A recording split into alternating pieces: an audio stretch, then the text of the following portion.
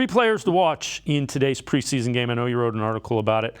You went with Luke Whippler, rookie center, Austin Watkins, wide receiver Cedric Tillman. Take us through those and what your thoughts are with them. Hey, Luke Whippler, not a pressure allowed in the first two preseason games that he's played in. They even moved him for about, I think it was 9 snaps he played last week at left guard. I was very much in the reason that he fell. I thought a lot of it had to do with his size kind of limits him to being a center only. So the fact that he's starting to get guard reps, I think is significant for him.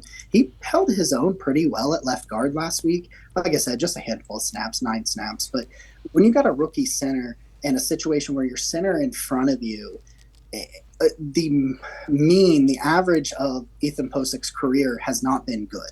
What if last year was an anomaly? Well, then you need someone like Luke Whippler to be ready because they have an out in Posic's contract after this. But if he can play both positions, I think he easily makes this roster, and I think it's a big deal. And so I'm going to watch him, check how that's going. Austin Watkins, man, he just keeps making plays. Every time you open Twitter during practice, you're seeing him doing some kind of one-handed grab or something like that. He's not like a freak-level athlete, but he understands how to get open, how to catch the football, reliably has good size, and they're going to have a hard time keeping Austin Watkins off this 53-man roster if he continues to play like that.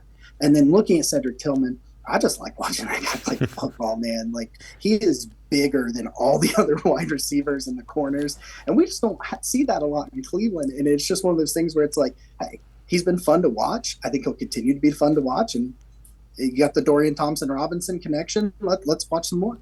You know, the Watkins thing with Austin Watkins, I was hoping they might be able to sneak him through, get him on the practice squad. I think he has probably played well enough in his time with the USFL and in preseason that if they try to do that, one of the other teams that is wide receiver needy might put him at the back end of their 53. Yeah, that's what I'm worried too. I kind of wrote that in the article today about the players to watch. I was like, I just don't see, like, maybe you could sneak him on there, but man, he's just made too many plays, and he's got such a nice combination of size, physicality, and athleticism, and he's just a reliable guy. He reminds you of a bigger Jarvis Landry, kind of in his play style, similar to like a bigger David Bell as well. And so I just don't see a way he makes it to the practice squad. Maybe you get lucky, I don't know. But I think he deserves to be on a 53-man roster somewhere. And so if he continues to play that way and it's not in Cleveland, then, I'll still be happy for the guy and root for him moving forward.